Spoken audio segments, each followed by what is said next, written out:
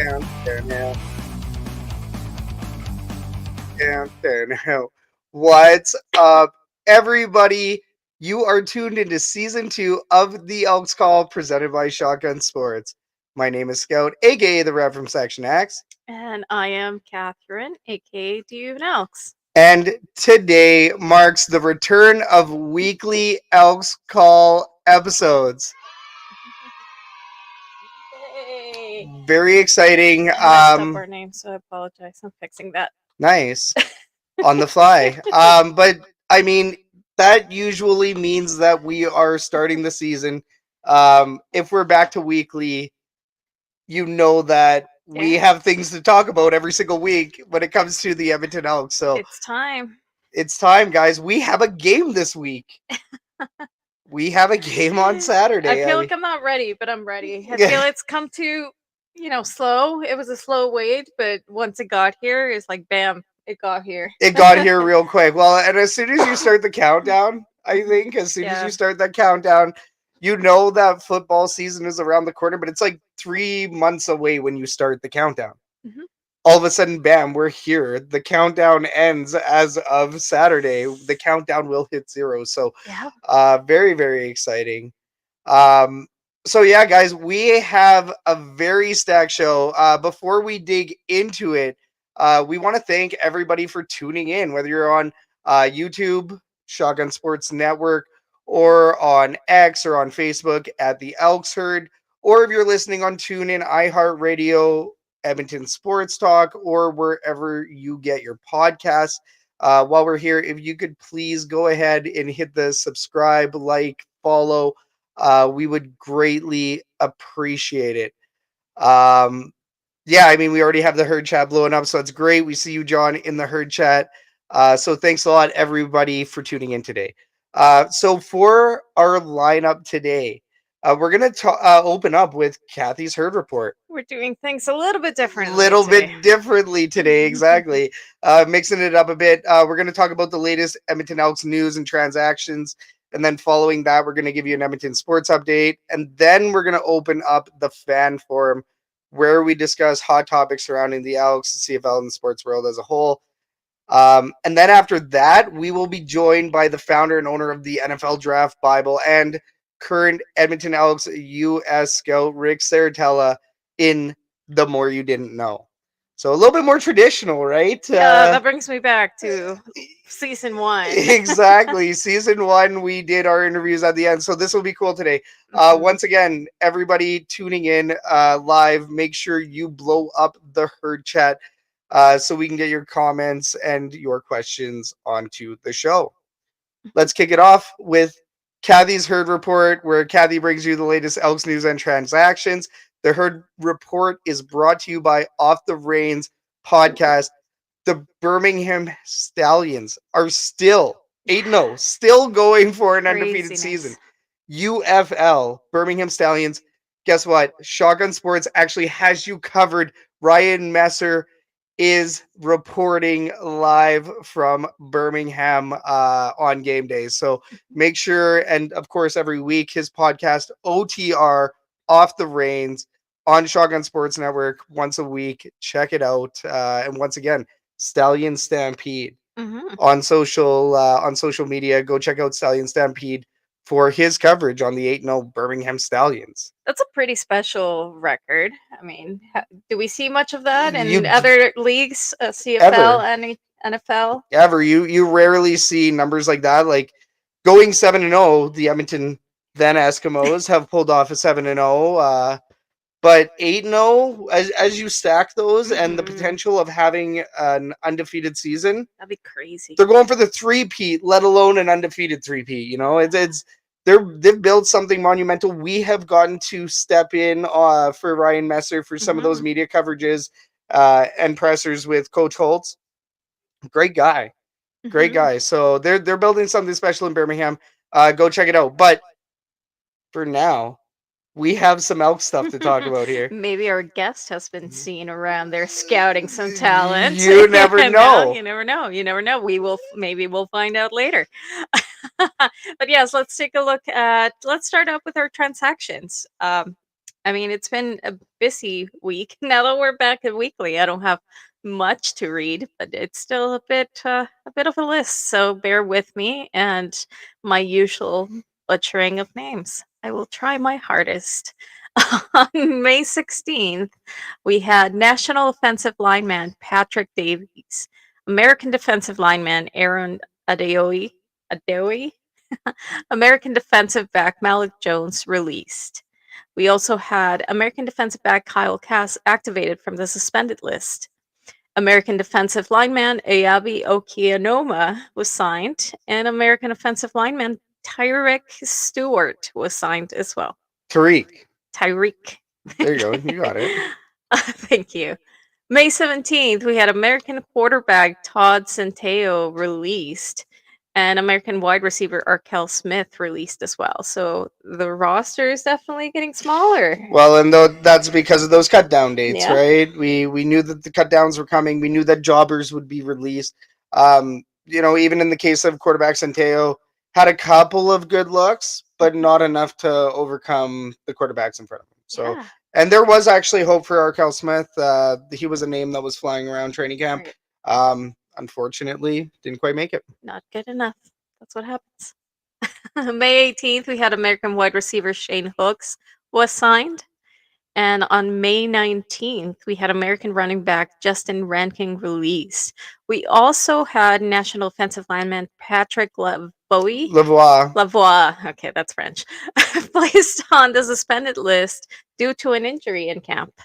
So on May 20th, we had American quarterback Cole McDonald signed. So, I mean, we're letting go of quarterbacks and getting some more in. So, which we'll explain that at the end of the transactions. Well, there you go.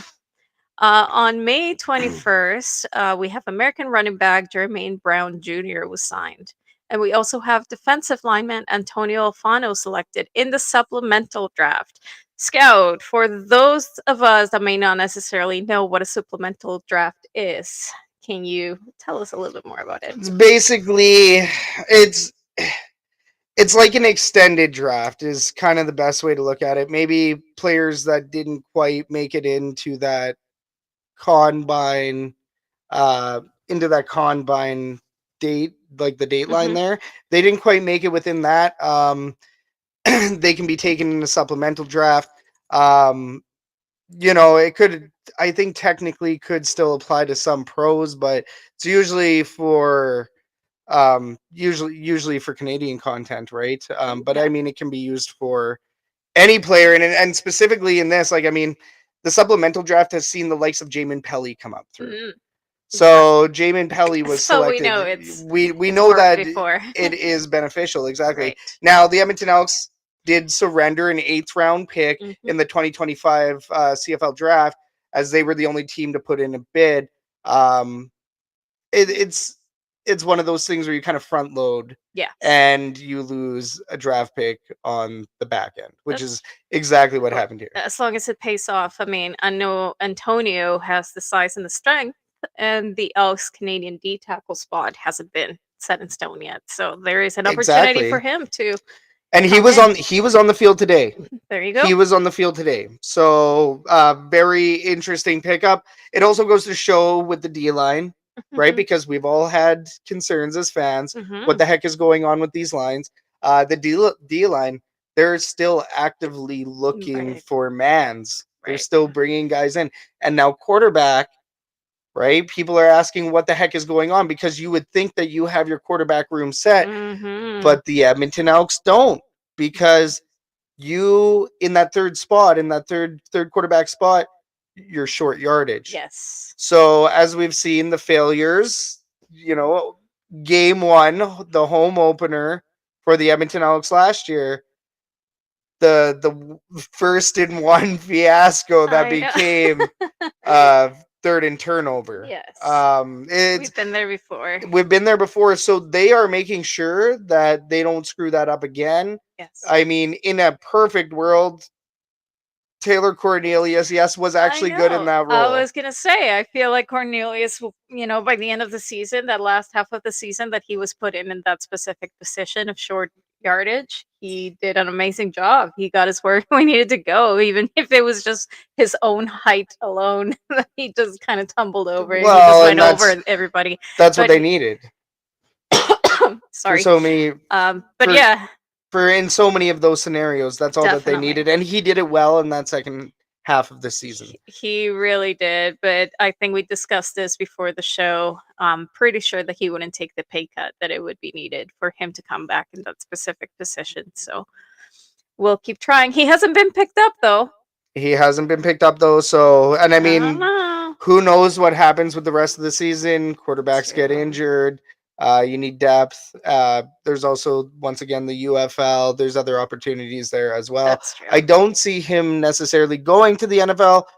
Would be nice for him, but his stats simply didn't prove it for the last Yeah. couple of years. So Yeah, we'll see. We'll see how it goes. I guess now, I mean, we have our first and second quarterbacks for sure. we know that We know who they are. number one MBT, number two Trey Ford. So now it's a fight for the third position and short yardage position. So Exactly. um, I'll be sad to see Daggy not be in there if he isn't. But I If guess he isn't, if he isn't, we don't know because we didn't really see much of him last no, season, no, if at all. and you still want to see more. I think you Definitely. still want to see more. I mean, the team is much improved in many areas. The O line and the D line are still going to remain X Hmm. factors, in my Of opinion. course. Of course. I mean, you still, we know what happens when you don't have the right guy in that 3-in-1 situation. That's So we've been there. So it been is an there. important position as well. Yes. We know that for sure. Anyways, May 22nd. So, of course, we had the defensive lineman Antonio Alfano that was officially signed, and American defensive lineman Ayabi Oki Anoma was released. So that did not last very That's much. yeah, I mean that's the influx, right? Yeah. Man's in, man's out. You know, unfortunately, I have not been down at training camp recently in the last week, Mhm. so you know, I can't really speak on any experience or any visuals there or anything like that. But based on what we're seeing, yes, it's can you buy in fast enough to this team because as we Cutthroat. well seriously we're out of chances here. Yeah. This is the 75th. This is one of the biggest seasons. The Edmonton Elks need wins right now. Yep. Simply put. Very true. Yeah, so those are the transactions. As for Elks news, we did go to Fan Day. When was it? Well, Fan Day was on Saturday, It so was on this past Saturday. Saturday it was interesting because it was a windy, chilly day. Not a Mhm. ton of fans. We didn't see a whole ton of fans by the time we showed up. 1,000, they said. They said 1,000 Mhm. were in and out of the gates all day, which is still good numbers, right? Didn't seem quite as big, especially with it being at Clark. Mhm. Same time, it also felt more intimate, so it was Mhm. good. We could interact with fellow fans. Did get to see a lot of awesome fellow fans that we regularly interact with, Mhm. so that was really cool. Missed a couple. Um, so I mean, that was the disappointing part, I guess, is missing some of our fellow fans. Yes, I mean, we got there at 11, thinking that we got there at the right time, but it turns out that we were a little late, and we had already missed on some of the excitement and activity, and we got there just in time to start getting some autographs. We're usually used to getting there, the autograph session to start around noon or so, Yeah. and Well, it's that's it. especially compared to years past, right? And you've gotten to go to the last two at Commonwealth, right? Yeah, I've never been to one at Clark. At Clark, which Hmm. it's historical grounds. You got to pay your respects to Clark. Love Clark Stadium. Always nice to be there. Hmm. You know, there's the history. The history alone is definitely worth it. But you know, at the same time, it's more enclosed and as Yeah. opposed to I kind of did like getting to walk the whole track and getting to do the many activities all the way around the Yeah, track. I feel like they definitely had a lot more activities last year. Yeah. Just, I meuld the size alone, it allowed them to have a lot more things for the kids, a lot more vendors, and not necessarily vendors, but just what you call it, just tents of businesses, giving away goodies and talking Yeah. about what they do, and all of that. It was still good. It was still good. It was nice being able to go get some signatures that we had still not gotten before, meet some of the Yes. new guys. Like you say, talk to the fans. It was all around a good time. Yeah. No, it was a blast. MBT. It was nice to get Trey Ford's autograph finally. There was a couple autographs that we wanted off the list, but the other thing that we really liked was being able to talk candidly with some of the players. Obviously, those conversations will stay with us, but getting to talk on a little bit more of a human level, and ask them how their off season has been, and talk about some of the finer details in football. Right. And I think that was a little bit more rewarding with having less people there and having it at Mhm. Clark. The players didn't feel rushed. MBT wasn't getting swarmed like you've seen Michael Yeah. Riley or Right. even Trevor Harris back in the day at Commonwealth when they did it at Commonwealth. Hmm. You'd see these swarms with Yeah. this, and I mean Trey Ford is a big draw on his own, Hmm. and he wasn't getting swarmed. So it was No, it it looked was good. it was really really good. Now, I do see in the herd chat here about Guardian caps. Yes, after seeing the Guardian caps in person at Fan Day, what do you think? I think that still they have to be gold. They have to match the helmet color. Like the black isn't going to work for in game for us Edmonton Elks fans, in my opinion. Hmm. For me, it has to be gold. Um, would it make that much of an impact if, let's say, Kevin Brown is wearing it, or you have certain? It did really any Right. player.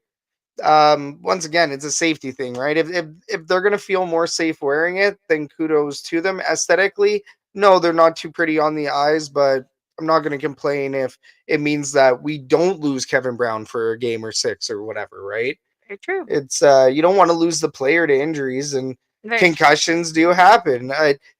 Quarterbacks, I think, actually out of any player, I think it's running backs and quarterbacks see Yeah. the most of that. Wide receivers as well, obviously, but any player can go through that. Any player can Yeah. have a concussion or head injury. And I mean, I said this last episode, is it's really not up to us. Who cares what we think? If Yeah. they're ugly or not, it's not our decision. It's the player's decision. They have the choice. If they feel safe wearing them, then that's their prerogative. That's what they want to do. That's what they feel is going to make their game better. By all means, I Well, don't and care. and John also does mention they will cover up the 75th in the game decal. They're only wearing that for the first game, It's for though, it's for the right? first So game. they you might not see people wearing the Guardian caps on the first They game at but all. hey, even if they do, I don't think we're gonna see the full the full field Oh full of yeah, for Guardian caps. sure. And not only that, but you take a look at this last CFL game. I don't know if there were any Guardian caps that were played Yeah, in that Bombers versus Riders game. I don't think right. that Guardian caps are used. Yeah, we'll see. So Like it's I say, it's mostly it's mostly a training thing. it's up to them. If Yeah. they want to wear it, then I mean, there's a reason why them, right? So, we also had another comment here. The team store has basketball Aspire Elks jerseys, so I like that. you would you would like I that. So, like that. No, for sure. And we're gonna mention the Stingers here. Stingers, I think they ended up winning their game there last night, so that was a huge Stingers win. yeah, And there was also a big fan event as well. So saw that there's quite a few fans down at the Stingers event, which is great. totally. But yeah, Edmonton sports. It's good. No, let's bring it back. We're not done yet. Okay. We're not No, no. done. Well, the next few events that we see on May 25th, we of course we will be tailgating and watching football in Commonwealth Stadium. We Yeah. are back for the preseason game. We are 3 days away, and of course, is the return of Oh, we got that return of Herdies twice in one episode. yeah. There you go. It's an exciting episode. Let's see this menu, Catherine. Yeah, bring it up. Oh, we got that Herdies. We smoked the meats over at Herdies. So the dates are where the prices are. That's your Yeah, those dates. are not prices. They We're are not not prices. charging. We don't charge. That's just the date. We just thought that it was cheeky and nice. Restaurant, dinery. We wanted you guys to have a menu because this is our first year actually supplying everybody. I mean, Herdy's was made in the middle of last season. We That's true. decided to do a smoked meats pop-up. Hey, it's Herdy's. We smoke the meats. We want you guys to enjoy this free meat. So there's a full menu. You can check it out at the Elks Herd on social media, on X, Facebook, and Instagram. We even posted it on Instagram. There you go. So yeah, guys, check out that menu. But yeah, I mean, we're gonna be doing. Well, we're gonna mention it in the Edmonton Sports Update. Herdy's sponsored intro. But anyways, yes. After that, we will see our annual. I'm part of the organization. Okay? We the Herd. We the Herd. The Elks will have their annual dinner on June 6th, which has now been sold out. And we saw, as per LinkedIn, that Warren Moon will be there. Warren Moon is going to be at that dinner, and it's already sold out. So, you know, us schmucks have missed out on getting tickets to the biggest alumni dinner. Yeah, but hey, who knows? I mean, that's just a couple of days before the home opener. I We have haven't a fe- heard anything. We haven't heard anything. We don't know for sure, but we know that Warren Moon will be in town 2 days before. So who knows? Listen, okay, if Warren Moon is in town for that dinner, We will track him down. we will track him. We gotta get that Warren. And I mean, I already have his autograph. I gotta meet him. I gotta Right. tell him that we are the Elks Herd. I gotta, you know, be all excited about that. I got a fangirl for once again. Yes. And I know mean, you will, anyways. there's so many alumni that are gonna be there for June 8th. Like, I can tell you right now, they're not all going to fit on the graphic that the Edmonton Elks, the print that the Edmonton Elks have given us as season ticket holder gifts, which we're going to speak on that a little bit later on. But I mean, guys, to see that many alumni and including, let's be real, Warren Moon should be there. There's no confirmation, but as per LinkedIn, he's going to be there at that dinner. He will be. So Unreal. we will see. So all right, guys, that is for your Elks news. We're 3 days away. The last thing that I want to say is just please be safe getting there. As John says here, it's going to be a nightmare trying to get on the LRT after the game because of the 3 Oilers watch parties that start at 4:30 p.m. The Oilers play at 6. So LRT is going to be really busy. We know that, so just be safe. Yeah, the alert. It's definitely going to be busy, and not only that, but we have a great Super Sports Saturday in Edmonton. How often do we get something like that? As far as Elks and Oilers same day, and it's playoff. It's playoff hockey. It's true. So very, very exciting. I mean, that's an important game. Everybody's round 3, Western Conference Finals. I'm sure everybody will be watching, and of course, we want everybody to be down at Commonwealth Stadium before they proceed. Yeah, there's going to be a lot of Oilers jerseys, and it's going to be lovely. You said it before I did. It's going to look good. It's going to be a good look. But all right, let's move on to our next segment, which is the Edmonton Sports Update.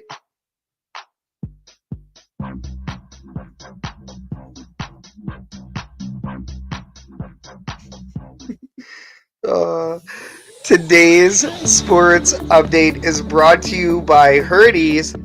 Did you know that you can have breakfast for lunch? Oh, it's called brunch. And Herdy's has you covered this weekend. Swing on by stall 182 for some smoked breakfast sausage hot dogs. We're going to be tailgating at 11 a.m. before the Elks take on the Saskatchewan Roughriders at 2 p.m. Herdy's, we smoke the meats. The Edmonton Oilers have made it to round 3 after defeating the Vancouver Canucks in Game 7 of the second round in the Stanley Cup playoffs. The Oilers are facing the Stars in Dallas tomorrow night to begin the best of 7 series. Let's go Oilers! Clap, clap, clap, clap, clap. In the CBL, the Edmonton Stingers started their season in winning fashion, defeating the Calgary Surge 97-79 in front of a league record 12,000 plus fans at the Scotiabank Saddledome in Calgary. Go Stingers, go! The Sherwood Park Crusaders are currently fighting for their lives this Wednesday night with hopes of a win to continue their BCHL playoff run. Already down 1-3 against the Brooks Bandits in the BCHL Alberta Cup final. The Edmonton Prospects 2024 return season begins on Friday with a weekend 3-game series in Fort McMurray. Friday and Saturday, 7 p.m. start. Sunday, a 2 p.m. start. Shotgun journalist Len Nunes recently interviewed head coach and assistant GM Jordan Blundell, and you can find that and more on Edmonton Sports on shotgunsportsnetwork.ca. We're the Elks Herd. You're up to date. Affiliates, once again, guys, our affiliates is basically how you support this network. We're a built, self-owned, self-funded media group. So we always really, really appreciate when you guys support the network by clicking through our affiliated links. So one of them, royalretros.com. This is one of our favorites. They got that jersey. They got that throwback double E jersey over at royalretros.com. And now that we know who's going to be in town, we know that this particular jersey, the guy who wore this particular jersey, or something very similar, Deborn Moon, is going to be in town. So royalretros.com, get it before June 8th. 10% off if you use code Shotgun Sports, all caps, no spaces. RoyalRetros.com. They also got a whole bunch of CFL, USFL, NFL. They have a bunch of throwbacks. They are the throwback kings. Go check them out. Once again, RoyalRetros.com. And then Fanatics, it's going to be in our description. If you're shopping through Fanatics, make sure you use our link so that we get the kick. That's how you support the network. There's always something on sale over at Fanatics. So shop Fanatics with Shotgun Sports in the description. And then finally, Lather without the E, lather.com, Canadian handmade soap. It's been around 3 months of me using the deodorant. I have not run through a single one of the bars yet. Still using it. It's still great. I still don't smell bad. Catherine is still thankful. Shotgun Sports 20, all caps, no spaces. That is your code for lather.com, lather without the E. Support Canadian, guys. Support Canadian. They've also been awesome. Every time we order, they throw in something extra. It's almost like a Kinder Surprise at this point when you open up that lather box. What am I going to get? What am I going to get? Oh, and then I don't know. I guess these guys are affiliates too, but EST, they're Birdie Booze. Shout out to Northside Neil. Birdie Booze, yeah. Shout out to Northside Neil for hooking it up with some of this. As you can tell, I have indulged a little bit. The guys over at EST just saw Tom Gazzola today. The boys are always awesome. So, what does it taste like? What is it? What kind? It's vodka, right? It's fruity. It's a little bit fruity. In the herd chat, Catherine, how does Scott smell after using that soap? He smells good enough to let him sleep beside me. Smells damn good. Smells damn good. Lather.com. That's the plug. That's a reel. That's Beautiful. What he heard. From everything that I said, that's the only thing he heard. For the plug. Yes. For Lather. Delicious. Also, Lather Soap Buds community on Facebook. If you guys actually do want to go see behind the scenes of what those guys do, Lather Soap Buds on Facebook. It's actually a great group. I actually give advice sometimes. I know a little bit about soap. Okay, we have our next best segment. It is the fan forum. Let's open it up. Today's fan forum is brought to you by the Rouge, White, and Blue podcast.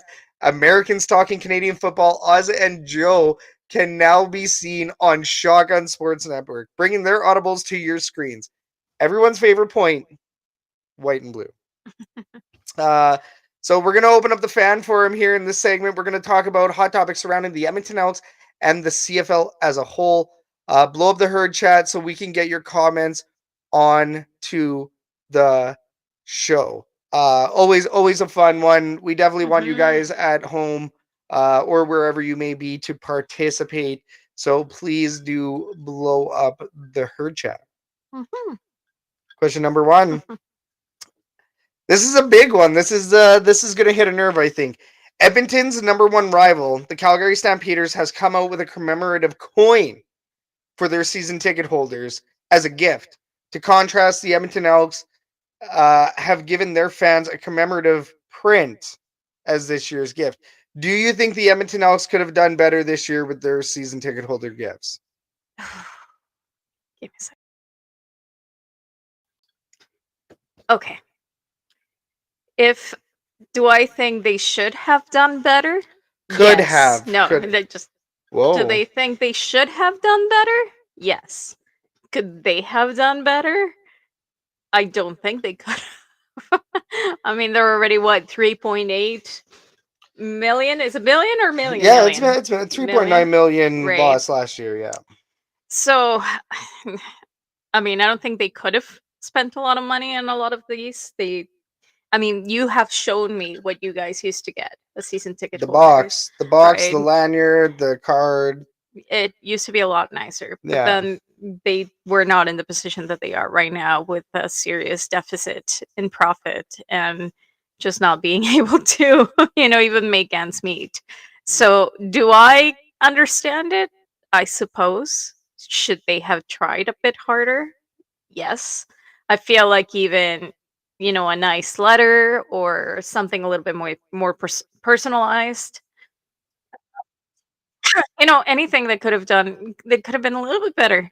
Just put it the extra effort. Yeah, and I'm gonna say I completely agree. I think that when you look back, and especially myself. By the way, we see Ric Serritella has just joined, so we are going to bring Rick on in just a moment. But to finish up this question, you take a look at the the things that they used to do in the past. You take a look at that box with the stickers. You get your season ticket holder sticker. There is no more season ticket holder sticker. Right. There is little small things that the club used to do that you miss. Yeah. There's certain things. Stickers are not that expensive when you It's think not about it. exactly You know, right, but they- sometimes it's that sticker. There's people that look for the continuation of the sticker. Oh, I see them everywhere. When Yeah. I'm driving, who was a season ticket holder just based on the stickers that they have on their cars. That's it. So, Well, no, and same deal, right? I use them as trophies. You put them on your truck. You see my truck. You see the old ones fading, and yes. I kind of get a little bit sad, thinking, "Oh no, here we go. I'm going to lose this season ticket holder sticker to aging and weathering, but there's no more on the way." So this is something that the Edmonton Elks have dropped, and we're just talking about the stickers. We're not talking about the fact that you get a thank you fan sometimes when they won the 2015 Grey Cup. Right. Any season ticket holders in 2016 and onward got thank you fan cards. When you opened up that box, it was a thank you for being a season ticket holder. Both of those boxes those years, and there was just a certain effect when you opened it up. You're like, oh my god, I'm so happy I'm here. Right. Yeah. I mean, we're not expecting commemorative coins, just expecting a little bit more effort. That's exactly it. Yeah, we want a little bit more. You take a look at what John's saying here as a season ticket holder for the Stingers. All we got tonight was a kazoo in the shape of their mascot. Well, you know what? Not so bad. It's not so bad. I mean, you contrast that, right? Now they did also have an event. The Edmonton Elks also have events. So the Edmonton Elks do certain special things for their season ticket holders, and we're not denying that. Just with the season ticket holder gift, when you see the Stampeders come out with a commemorative coin, a little bit frustrating. At the same time, these 75 prints are great, and we're going to get alumni to sign these things. Totally. So, I mean, and I liked your point about can they? Well, I mean, I feel like they could have made the expense for a little bit extra stickers, a few extra stickers, that would have been okay. Season ticket holder stickers. Totally, Yes. totally. The ones that you see everywhere in cars. Well, and especially with the 75th too. Like when we Mhm. have 70th season stickers on the like the one on the back of my truck, you sure wish you had a 75th Yeah, that'd be season cool. ticket holder sticker, right? That'd be So very cool. I mean, but like John says, I think they should have done something better than just the print, but I'm not here for the extras. we're here for football. Yes. We're here for football. We're here for the green and gold. We're here to watch the Edmonton Elks throw it down on the turf. Mhm. We're also here to tailgate. We're also here to do those community things. So it's not all about a season ticket holder gift. And I really like that point, John. Definitely. It's a lot more than that. Now, once again, I totally understand. And I am actually in the group where, hey, wish we could have continued that sticker thing. Mhm. Maybe the Edmonton Elks do continue that under a private ownership. Yep. Which is why that could be exciting, right? But Well, we have Ric Serritella here now, so we're going to move on to our final segment of the night called The More You Didn't Know. This segment is brought to you by the Winnipeg Terminal. Catch Mike and Joe every week on the flight, talking all things Bombers and Jets, only on the Shotgun Sports Network. Wheels up. All right, guys. Tonight we're let's. welcoming Ric Serritella to the show. We're going to talk about a number of things, including his beginnings in the football world, the NFL Draft Bible, and becoming a scout with the Edmonton Elks. So if you are in the Herd chat watching live, make sure you blow it up, and we will do our best to get them onto the show. Ric, thank you so much for joining us tonight, man. What's happening? The Herd debut, baby. Oh man, loving Love it. it. How's Edmonton been so far? I'm loving Edmonton. Been here for about 10 days. Feel like that the community has welcomed myself along with a lot of the newcomers on the team with open arms. The fans here are phenomenal. They're so knowledgeable. They go out of their way to make us feel at home, even if you got a New Jersey accent. You know what I mean? I love it. Have you been to any Oilers games? I have not been to an Oilers game. I don't think the Chris Jones schedule is going to allow for that. But I did get a chance the other night to experience White Avenue after the win. We were out there, celebrating it up and experiencing all the mayhem that Edmonton has to offer. Buckle up. I love it. No, that's awesome, man. And I mean, By hey, the way, I appreciate everything you guys do. I love the show. I tune in all the time. I think you guys really have your finger on the pulse when it comes to the fans and the Elks and Section X. I found out where that is today, so that was fun to know. And I'll be looking for you guys this Saturday. no, really, really, really appreciate it. I do know that you're a longtime viewer. You caught one of the very few times I've actually gone ahead and vaped on the show. So, man, accidentally. accidentally. But yeah, no, man, we really, really appreciate you tuning in. Not only that, man, you're on the show today. So, the more you didn't know, we gotta get the rundown here, Ric. Question number one: your path to Edmonton began with some form of starting point in the relation of football. So, man, how did you get interested in football, and how did that transform you into a scout? Yeah, so back in 2002, there was a gentleman by the name of Joel Buxbaum, and he's pretty legendary in the NFL scouting community and the NFL draft community, and he had passed away. And I used to buy his draft guide called Pro Football Weekly NFL Draft Guide, which was considered the NFL Draft Bible at the time. And so when he passed away, I was like, man, there's just a huge void here, and who's going to carry that torch? And I had always been an avid follower of the draft, so I happened to be working in New York with the Mike and the Mad Dog show. The draft was historically held in New York City annually, and so I launched a publication called the NFL Draft Bible. That started in 2002. Wrote a draft guide book, a hard copy book for the last 23 years or so. All the NFL teams started subscribing to it over the course of time, and I had a chance to kind of evolve and grow into the all-star community.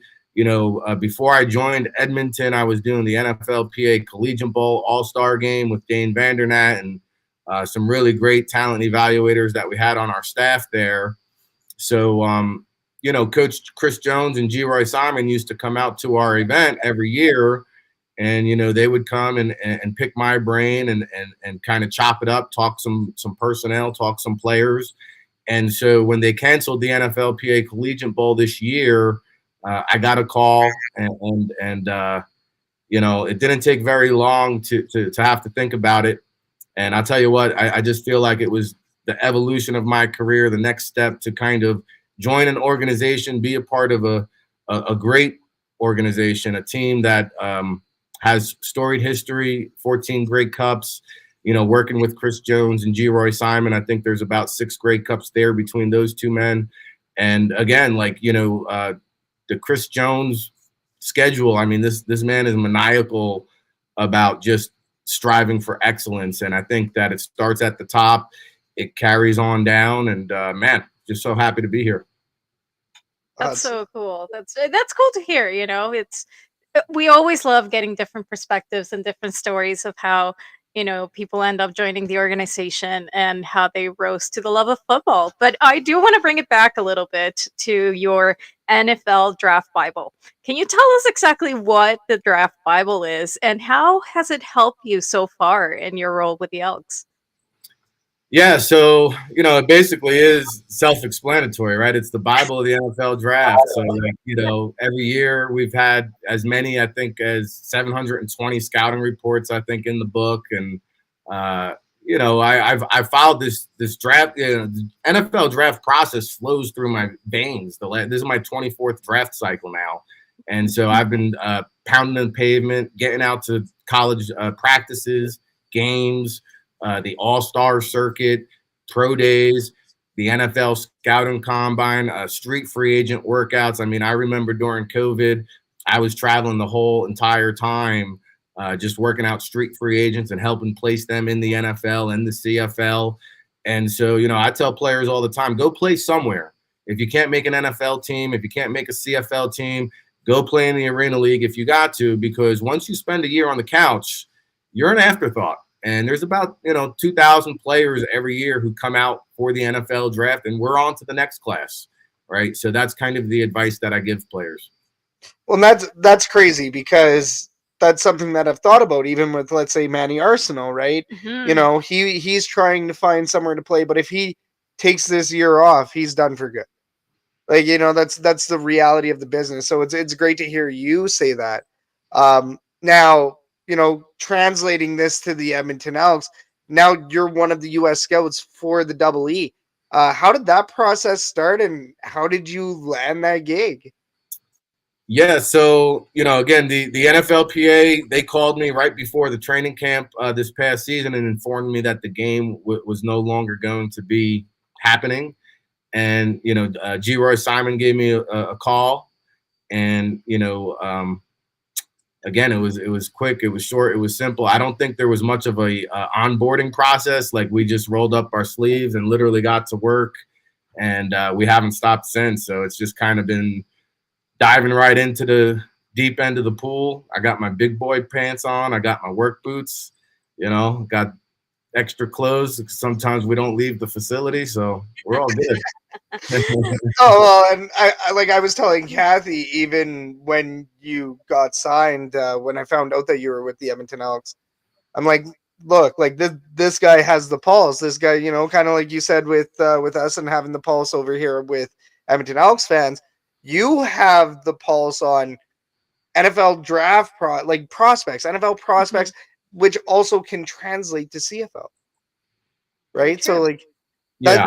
And was like, I mean, I guess in your opinion, as like an add-on here, is there much to translate from NFL to CFL for you and what you do? Yeah, well, so that's kind of, you talk about the process, and initially that was part of like getting with Coach, getting with G-Roy, understanding some of the prototypes that we look for our specific scheme, different positions. You have different measurables that you're looking for, different times, right, when it comes to testing, and then, obviously skill sets. And so with the NFLPA Collegiate Bowl, anybody who's listening, you probably heard of the Senior Bowl and the East-West Shrine Bowl. Well, we were kind of third in the pecking order. And so there's only 250 players who get drafted. And these all-star games, our all-star game took 112. So you're talking about those fringe guys, right? Those borderline NFL talents that, may or may not make it to the NFL. And so we've had historically a lot of players from our event come up north to the CFL. And so I've always, all my NFL scout buddies get mad at me for saying this, but it's true.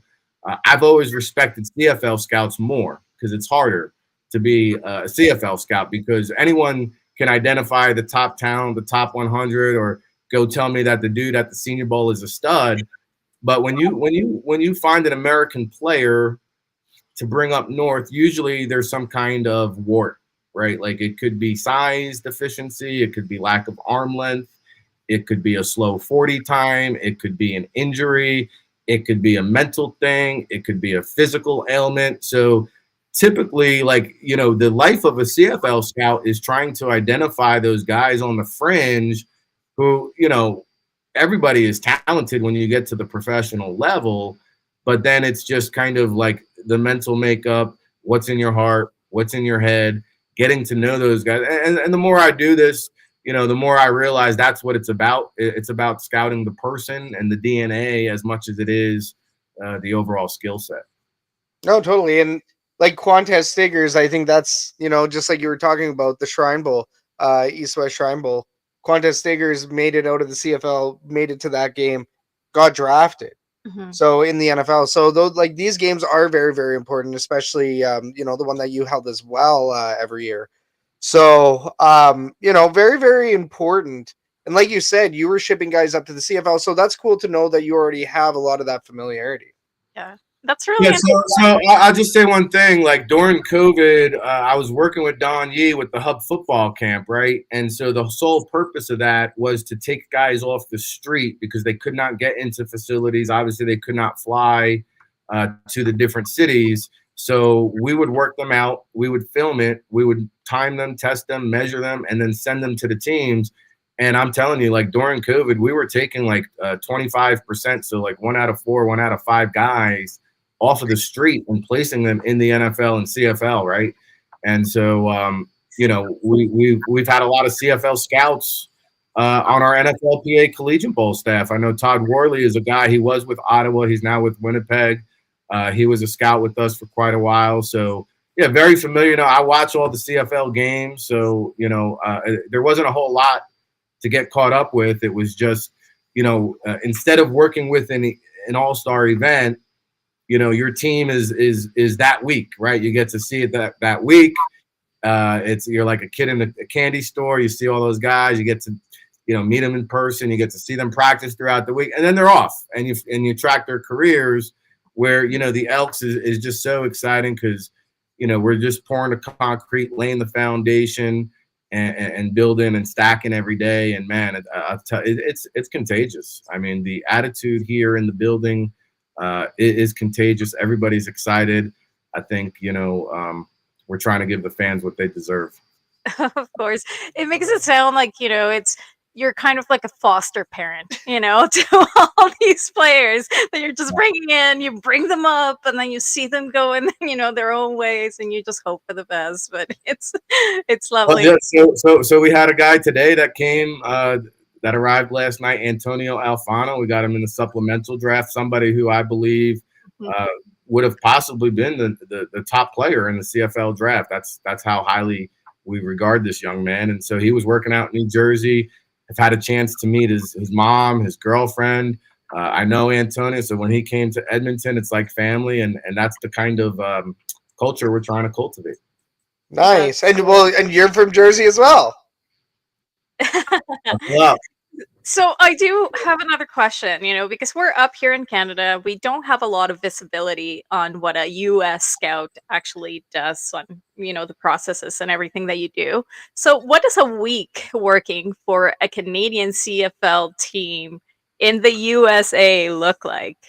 Yeah. So it's fun for the NFL teams, right? Because they got about like 20 front office personnel. Everybody takes a section. Hey, you take the Northeast. Hey, you take the Southeast. I'll take the Midwest. Hey, I got the West Coast. And you split it up and you divvy it up. And, that's fun, right? But, CFL, we don't have that kind of budget. So, we've really got to cover our tracks. And I think our scouting department set up a little bit different than most of the teams in the league. But for me personally, I'm trying to cover as much ground as I can. I'm here for training camp. We're in an evaluation process, right? I think we started when rookie camp kicked off. We had about 110 players here. We're at about somewhere around 70, 75, and we've got to make some cuts here coming up on June 1st. So, once we get cut down, well, then I'm back on the road. I'm back to the States. I'm making the calls to the pro liaisons during the summer months and kind of gathering, the initial scouting lists and then just, doing as much homework as I can on the backgrounds, doing as much film work as I can before I go into the schools. So that way, when training camp rolls around, August is a big month for us as we get ready to embark upon the next draft cycle, right? And so I'm going to be out there not only scouting the NFL training camp cuts, right, for possible guys that we could call up in season, but then also hitting the college football training camps and starting the 2025 process. And so during the season, I could go into a school, I could go to the practice. Usually we get film access. Other times I go to games on Saturdays, college football Saturdays. I try to get to at least one game, sometimes two. Nice. And building pipelines into these different schools. I mean, there's schools I've been going to for over 2 decades, and I know I see some of the same faces since the first day. And relationships in this business are invaluable. So that's a lot of what I'll be doing during the season. During the winter months, I guess January, the All-Star circuits kick up, and there's about 7 different events that we go to. Then we got the combine, but a typical week, I mean, for me, it's usually about 15 to 20 hours a day, 7 days a week, and we just live, breathe, and eat football. And that's what we do. Busy man.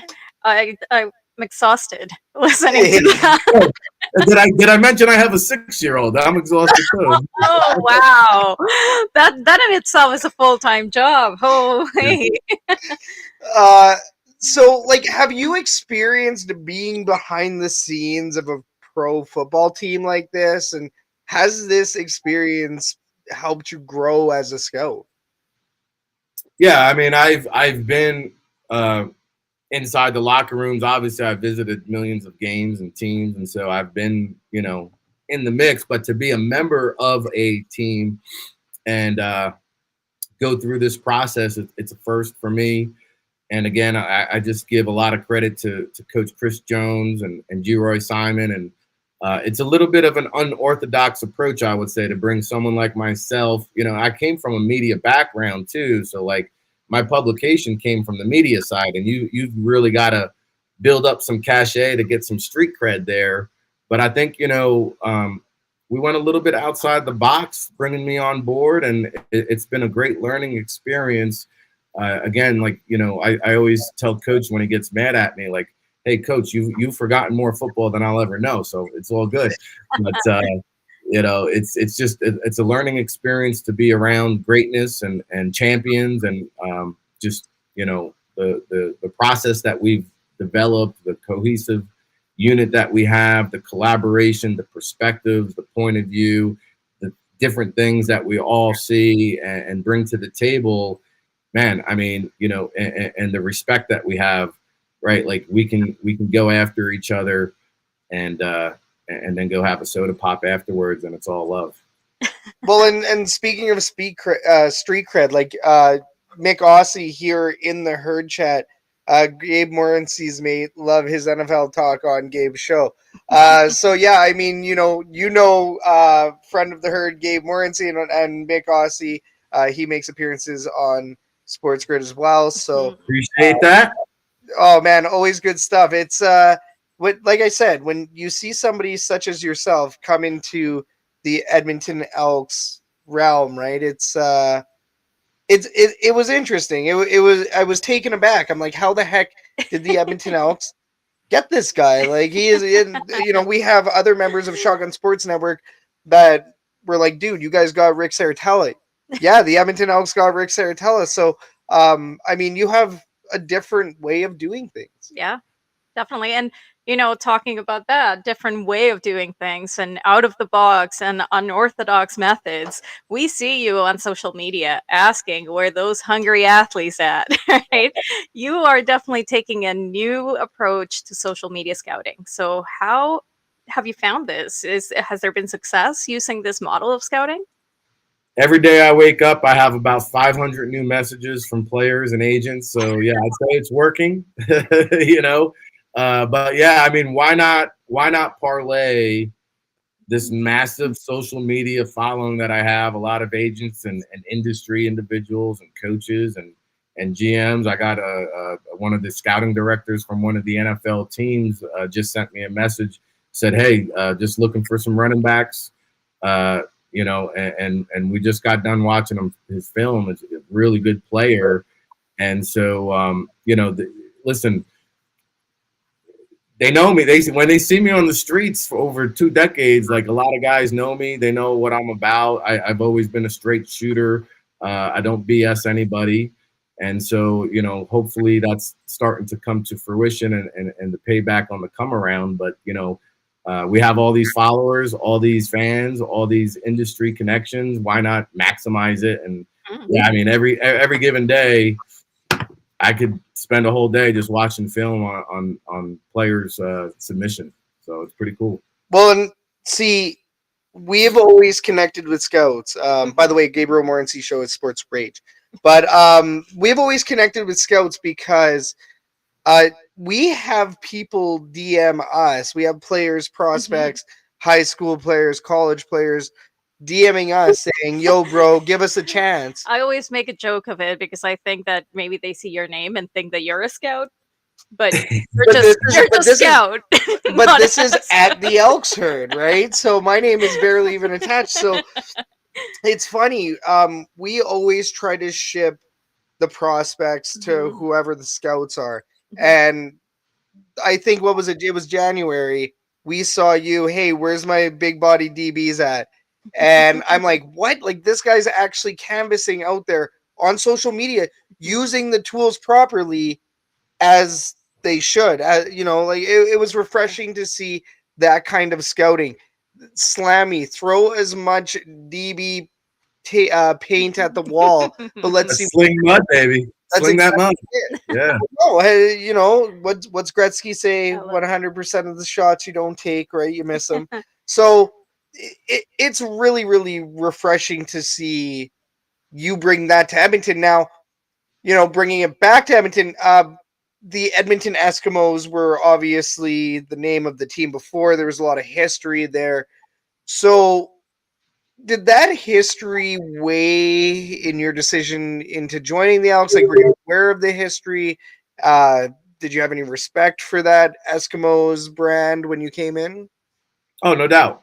Yeah, I mean, I'm a football lifer. I'm a football fan, very well aware of the history and tradition. And, I'll tell you what, walking around, you're reminded about it constantly, right? And, trust me, we understand the disappointment, well aware that the fans have been more than patient, waiting for success. And feel like, we've really done a lot of hard work this offseason to show them something. Nice. I love how you're saying we. Like just we. You're definitely part of this organization now. You're in it, and it just radiates of what you say and how you refer to the Edmonton Elks. So that's really exciting. Well, and that brings a lot of confidence in your guys' work. It's even cool to hear you say that because a lot of people that we've talked to within the organization, whether it be players, scouts, really anybody within the organization, everybody's buying into the plan this year. Everybody's bought into getting a cup back to Edmonton.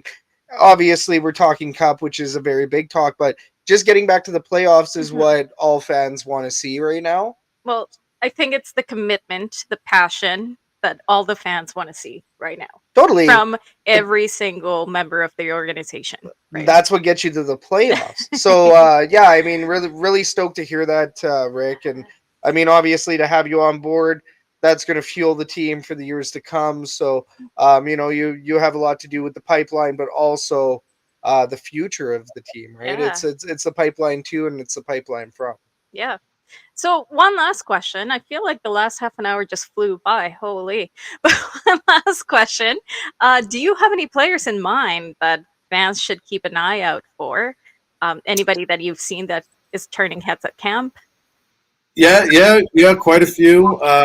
You know, I'll give you one on offense and one on defense. You know, and I won't give you the obvious. I'll give you a newcomer to the scene. So Montana wide receiver Malik Flowers is somebody who's had a great training camp. You know, I think with our wide receiver group, it's pretty stacked in that room right now.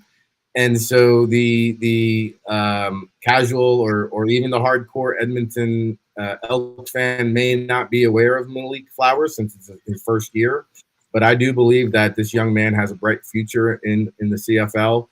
And then I always tell people, like, hey, you want to know where the football is? Just find number 48, Nick Anderson, our will linebacker out of Tulane.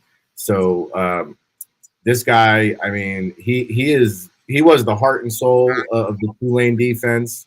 A little bit undersized, right? We talked about why guys, how they find their way to the CFL. He's maybe like 5'10", Sam Mills type of size.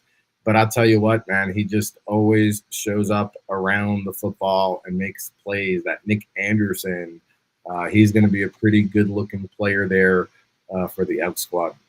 Nice. We'll keep an eye. Yeah, no, Nick Anderson. We're gonna definitely in Malik Flowers. Yes. And it's interesting too. Malik Flowers, he's been a name that's been buzzing around as well. So I've heard that on the fan side of things. So it's really cool. The team, everybody seems to have bought in. Yeah. It's exciting. It's an exciting year. The 75th.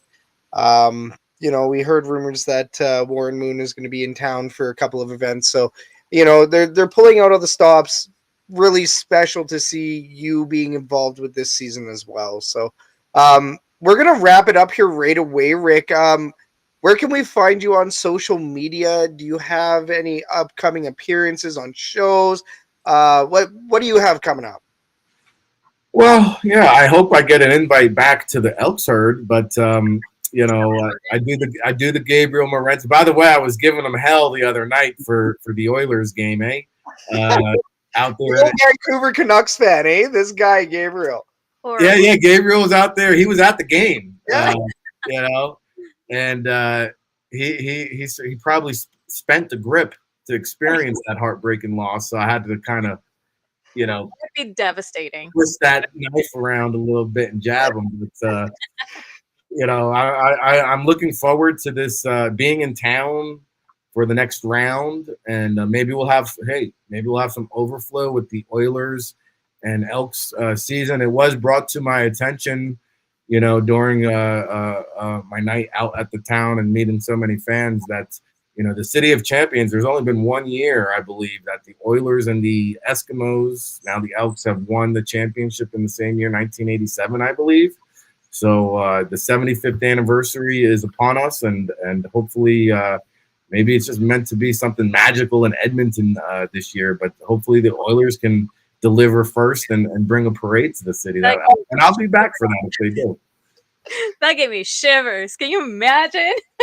Bring a Stanley Cup and a Grey Cup. That would be back the carnival. Amazing. It's called the Carnival of Champions. They've done it before. You take Edmontonians a picture of both. would riot for the right reasons, not like Vancouver people. But, yeah. You know. Well, exactly. Oh, yeah, Mick Aussie in the chat. Yeah, Gabe now Canucks, and sure, he would have lost too much money with his gambling. Okay, maybe I shouldn't have put that up. Let's just hide it quick. That's so funny. Hey, no, Gabe's a good friend of the show, so yeah, no, always good stuff. And yeah, we know that Mick Aussie is messing around like always, but no, always good stuff. Yeah, no, this was a fantastic episode. We can't thank you enough. Of course, we're gonna have you back on, Mhm. Rick. Always a good time, man. I'll potentially see you on Friday. So, yeah, I mean, we'll definitely try to link up here one more time before you leave town. Real quick before we go, man, Donairs. Donairs, quick review on Donairs. Man, I'll tell you, I'm loving it. And it's a good switch up for me because I'm one of those guys that I just douse, like whatever I eat, I just douse it with hot sauce all the time. So like this was a good switch up because it was nice and sweet. There's so much sauce falling all over that can't even put any more hot sauce or anything. So we just took it as is, and man, it was definitely the best thing I've had since I've been in town here in Edmonton. And shout out to Sorrentino's too. If you're in the great city of Edmonton, go see Mateo down there at Sorrentino's. He's like family over there. Tell him Rick sent you. I love it. Which nice. location? Which one? The one next to the grocery in the Italian section there. Is that 94? Yep. Yeah. Yep, I know where that one is. Okay, we'll have to go there. Oh, for sure. No. Date night. Oh, there you go. There you go. Thanks, Rick. No, just kidding. No, I'm just kidding. No, for sure. Sorrentino's, yeah. Always a great spot as well. Italian Center. I mean, they're you always get like the freshest deli meats place. there. Yeah. They're a staple, and they have multiple locations in town. We need to get a sponsorship going if we're going to talk about them anymore. All right, everybody, that is all the time we have for today. We'd like to thank everybody for tuning in today to this episode. We see you guys tuning in, so thanks a ton. You're probably watching on YouTube, but you could be watching on X or Facebook as well. And if you're listening, it's on TuneIn, iHeart, Edmonton Sports Talk, or on your favorite podcatcher. Rick, the U.S. scout for the Edmonton Elks, man, we cannot thank you enough for joining our show today. Hey, Kathy and Scout, buckle up, baby. Let's go. We're ready. Antlers up, buckle up. It's time to get some wins down at Commonwealth Stadium, and it all starts this Saturday. Rick, we're going to see you this Saturday at Commonwealth. Yes, you will. You will indeed. I'll be there, and I hope to see everybody listening there too as well. Come by the tailgate. Yeah, I'll be there. Done. There Perfect. you go. Stall number 184. 182. 82. 180. 180 something. No, 182. We're around there. Swing on by our tailgate. You can send me a text on game day. I want to be out there with the people. I want to come see them and say hello. So I'll definitely show up. Well, exactly. And this is actually the first time that the tailgate's going to be set up like this. We expect to see most of the fans. Also, hey, quick plug. If anybody wants to buy a tailgate spot, we know somebody that's selling a tailgate spot. Yes. So do get at us. I have stall 54. I want to say our good friend Paul is selling a ticket. So let us know. But everybody, we are going to cut it here. So once again, thanks to Rick. Thanks to you, the viewer, for tuning in. My name is Scout, a.k.a. the Rev from Section X. And I'm Catherine, a.k.a. Do You Even Elks? That was Ric Serritella. This is the Elks Call. And we will see everybody next week on the next episode, hopefully after an Elks win. Cheers, everybody. Night. Cheers, Rick.